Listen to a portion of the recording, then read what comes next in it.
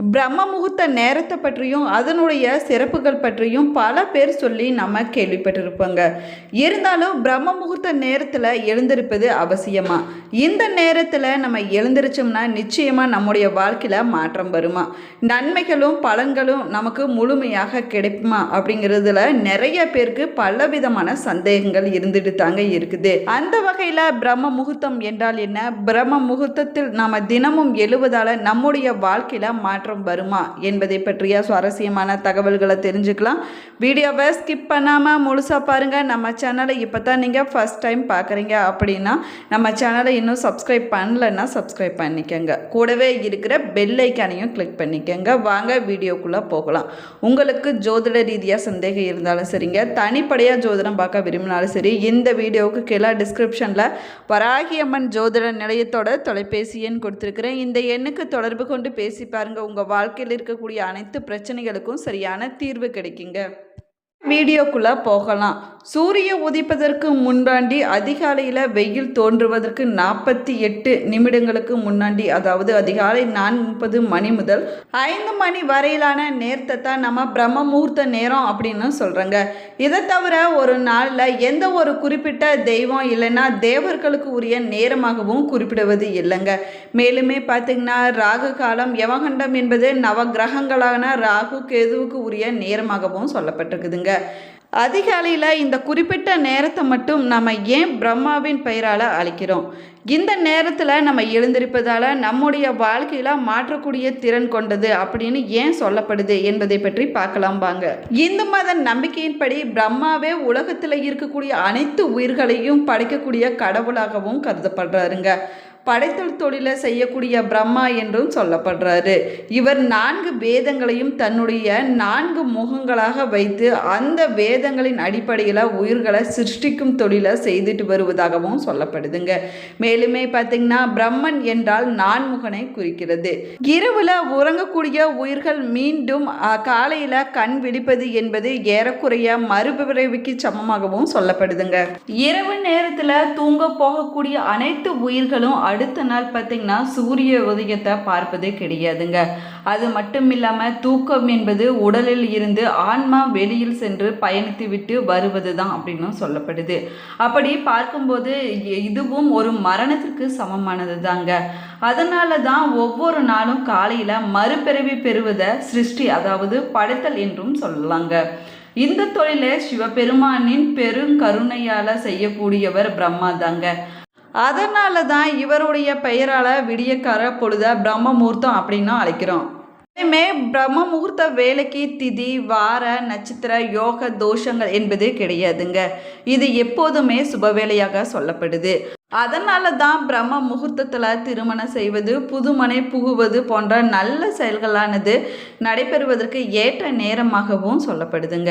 மேலுமே இந்த நேரத்தில் நம்ம எழுந்து குளித்து விட்டு இறை வழிபாடு செய்வது ரொம்பவே நல்லதாகுங்க. நம்முடைய வேலைகளை செய்ய தொடங்கினோம் அப்படின்னா அன்றைய நாள் முழுவதுமே நம்முடைய உடலும் உள்ளமும் உற்சாகத்துடன் இருக்கும் அப்படின்னு சொல்லப்படுது. பிரம்ம முகூர்த்த வேலையில் நம்ம எழுந்திருப்பதும் படிப்பதும் நல்ல பலன்களை கொடுக்கும். மேலுமே பார்த்திங்கன்னா பெண்கள் அதிகாலையில் எழுந்து வீட்டு வாசலை பெருக்கி நீர் தெளித்து கோலம் போடுவதன் மூலமாக பிரம்ம முகூர்த்த வேலையினுடைய பலன்களை முழுமையாக பெறாங்க. பிரம்ம முகூர்த்தத்தில் வீட்டின் பூஜை அறையில் விளக்கேற்றி வழிபடுவதன் மூலமாக அனைத்து வளங்களையும் பெற முடியுங்க. இதே போல் உபவாச அன்னைக்கு காலையில் பிரம்ம முகூர்த்தத்தில் எழுந்திருப்பது ரொம்பவே நல்லதுங்க. இது முக்கியமான கடமையாகவும் சொல்லப்பட்டிருக்குது.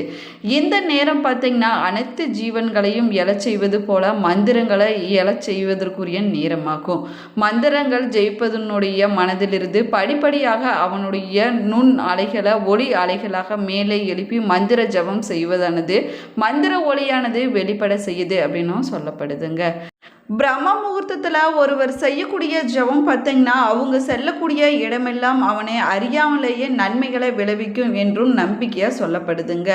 மேலுமே பார்த்திங்கன்னா இந்து சமய புராணங்களில் வரக்கூடிய ரிஷிகள், முனிவர்கள் போன்றோர் பிரம்ம முகூர்த்தத்தில் தான் எழுந்து குளித்து விட்டு தியானங்களை செய்வதும் இதன் அடிப்படையில் தாங்க. தினமும் அதிகாலை 4 மணி முதல் 5 மணி வரையிலான நேரத்தை பிரம்ம முகூர்த்த நேரம் அப்படின்னு நம்ம சொல்கிறோங்க. இது சூரியன் மற்றும் சந்திரன் இணையக்கூடிய நேரமாகும். சூரிய உதயத்திற்கு முன்னாடி பிரம்ம முகூர்த்தம் பிரம்மாவிற்கு உரிய நேரம் என குறிப்பிட்டாலும் கூட நினைத்த காரியங்களை சீக்கிரமாகவே நிறைவேற்றி வைப்பதற்கும் லட்சுமி கடாட்சகத்தை பெருக செய்வதற்குரிய நேரமாகவும் சொல்லப்படுதுங்க. பிரம்ம முகூர்த்த நேரத்தில் நம்ம எழுந்திருத்து வழிபடுபவங்களுக்கு அனைத்து தெய்வங்களுடைய ஆசைகளும் பரிபூர்ணமாக கிடைக்குங்க. நிறைய பேரோட வாழ்க்கையில் பார்த்தீங்கன்னா மாற்றத்தையும் ஏற்றத்தையும் கொடுத்த நேரமாகவும் இந்த பிரம்ம முகூர்த்த நேரம் அமைஞ்சிருக்குது. பிரம்ம முகூர்த்தம் என்பது மிகவும் சக்தி வாய்ந்த உன்னதமான நேரம் அப்படின்னு சாஸ்திரத்தில் சொல்லப்பட்டிருக்குது. மொத்தமாக இருக்கக்கூடிய 64 முகூர்த்தங்களில் முதன்மையான முகூர்த்த நேரமாக சொல்லப்படுவது இந்த பிரம்ம முகூர்த்த நேரம் தாங்க. இது பிரம்ம தேவருக்குரிய நேரமாகவும் அனைத்து தெய்வ சக்திகளும் ஒன்றிணைக்கும் நேரமாகவும் சொல்லப்படுது. மேலுமே பார்த்தீங்கன்னா பிரம்ம முகூர்த்த நேரத்தில் எந்த ஒரு விஷயத்தை செய்தாலும் அதனுடைய பலன்கள் பல மடங்காக பெருகிக்கொண்டே போகும் அப்படின்னு சொல்லப்படுது. இந்த நேரத்தில் மிக எளிமையான வழிபாட்டை தொடர்ந்து செஞ்சுட்டு வந்தாலே போதுங்க. நம்முடைய வேண்டுதல்கள் எதுவாக இருந்தாலும் சரி அது சீக்கிரமாகவே நிறைவேறிவிடுங்க. நம்முடைய வாழ்க்கை தொழில் ஆகியவற்றில் வளர்ச்சி ஏற்படும். அது மட்டும் இல்லாமல் நம்முடைய குடும்பத்தில் சுபிட்சம் உண்டாகுங்க. நம்ம தினமும் பிரம்ம முகூர்த்த நேரத்தில் எந்திரிச்சு குளிச்சு விட்டு நம்முடைய வீட்டு பூஜை அறையில் விளக்கேற்றி வழிபாடு செய்ய வேணும். நம்ம தலைக்கு குளித்து விட்டு விளக்கேற்றுவது ரொம்ப ரொம்ப சிறப்பானதாகவும் சொல்லப்படுது. அப்படி தலைக்கு குளிக்க முடியாதவங்க உடலுக்காவது குளித்து விட்டு நீங்கள் விளக்கேற்ற வேணுங்க. அப்படியும் குளிக்க முடியாதவங்க மஞ்சள் தண்ணீரை தலைக்கு தெளிச்சிட்டு கூட நீங்கள் விளக்கேற்றி வழிபாடு செய்யலாங்க. 60 வயதிற்கு மேற்பட்டவர்களாக இருந்தாங்க அப்படின்னா அவங்க முகம் கழுவி விட்டு கூட நீங்கள் பிரம்ம முகூர்த்தத்தில் விளக்கேற்றி வழிபாடு செய்யலாம். ஆனால் நடுத்தர வயதுடையவங்க கண்டிப்பாக குளிச்சுட்டு தாங்க நீங்கள் விளக்கேற்றி வழிபாடு செய்ய வேணும். இது கட்டாயமானதும் கூடங்க. நீங்கள் உங்கள் வீட்டு பூஜை அறையில் ஏற்றக்கூடிய விளக்கோடு எத்தனை அகல் விளக்கு வேணுமானாலும் நீங்கள் ஏற்றலாங்க. வீட்டின் நிலவாசப்படியில் அதிகாலையில் விளக்கேற்றி வைப்பது ரொம்ப ரொம்ப சிறப்பு வாய்ந்ததாகவும் சொல்லப்படுது. மேலுமே பார்த்திங்கன்னா ஒரு விரிப்பு போட்டு அதன் மீது அமர்ந்து முதலில் நீங்கள் தட்சிணாமூர்த்தியை வழிபட வேணுங்க. அவருக்குரிய ஸ்லோகங்களை 11 முறை நீங்கள் சொல்ல வேணும். அதற்கு பிறகு விளக்கு ஏற்றும் போது சொல்ல வேண்டிய ஸ்லோகத்தை நீங்கள் 3 முறை சொல்லி விளக்கேற்ற வேணுங்க. இந்த மந்திரங்களை சொல்லிவிட்டு திருமணம், குழந்தை, வேலை, படிப்பு, பொருளாதார பிரச்சனை என எந்த காரியம் கைகூட வேணும்னாலும் சரிங்க நீங்கள் மனதார வேண்டிக் கொண்டு விளக்கேற்றி வழிபாடு செய்ய வேணுங்க. இப்படி தொடர்ந்து தினமும் விளக்கேற்றி மந்திரங்களை சொல்லி வேண்டிட்டு வந்தீங்கன்னா உங்களுடைய வார்த்தையிலேயே உங்களுடைய வேண்டுதலானது நிறைவேறுவதற்கான வழி பிறக்கும் அப்படின்னும் சொல்லப்படுது. மேலுமே பிரம்ம காயத்ரி மந்திரத்தை நீங்கள் 108 முறை சொல்லி வழிபட்டு வந்தீங்கனாலும் சரிங்க உங்களுடைய வாழ்க்கையில் நிச்சயமாக ஒரு நல்ல மாற்றம் ஏற்படுவதை உங்களால் உணர முடியும். பிரம்ம முகூர்த்த நேரத்தில் விளக்கேற்றும் போது சின்ன மூக்குத்தி அளவுக்கு தங்கம், அதே அளவுக்கு வெள்ளி மற்றும் செம்பு போன்ற உலோகங்களை நீங்கள் விளக்கில் போட்டு விட வேணும். அதோடு ₹1 நாணயத்தையும் போட்டு நல்லெண்ணெய் இல்லைன்னா நெய் விட்டு வீட்டில் விளக்கேற்றி வந்தீங்க அப்படின்னா சுபிட்சம் ஏற்படும். இப்படி விளக்கேற்றிட்டு பருவங்களுடைய வீட்டில் அல்ல குறையாமல் பணம் சேர்ந்து கொண்டே இருக்குங்க. மேலுமே விளக்கினை சுத்தம் செய்யும் போது அதில் போடப்பட்ட தங்கம் போன்றவற்றை நீங்கள் தனியாக எடுத்து வைத்து விட வேணுங்க. அதற்கு பிறகு தாங்க அந்த விளக்கை நீங்கள் சுத்தம் செய்ய வேணும். சுத்தம் செய்த பின்னாடி மீண்டும் விளக்கில் போட்டு விளக்கேற்றி வழிபாடு செய்ய வேணுங்க. இப்படி விளக்கேற்றி வந்துட்டீங்கன்னா அந்த வீட்டில் மகாலட்சுமியுடைய அருளானது பரிபூர்ணமாக நிறைந்திருக்குங்க. சகல ஐஸ்வர்யங்களும் உங்களுக்கு பரிபூர்ணமாக கிடைக்கும்.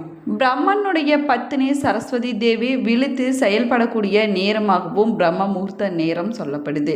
இதனால தான் இந்த நேரம் சரஸ்வதி யாமம் என்றும் அழைக்கப்படுதுங்க.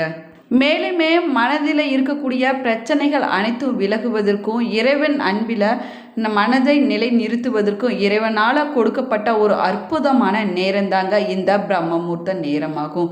இந்த பிரம்ம முகூர்த்தம் என்பது பிரம்மா சிவபெருமானை நினைத்து அற்புத வரங்களை பெற்றதால இந்த நேரம் பிரம்ம முகூர்த்த நேரம் என்றும் அழைக்கப்படுது. நம்ம பிரம்ம முகூர்த்தத்தில் குறைஞ்சது 2 விளக்குகள் ஏற்றி வழிபாடு செய்யலாங்க.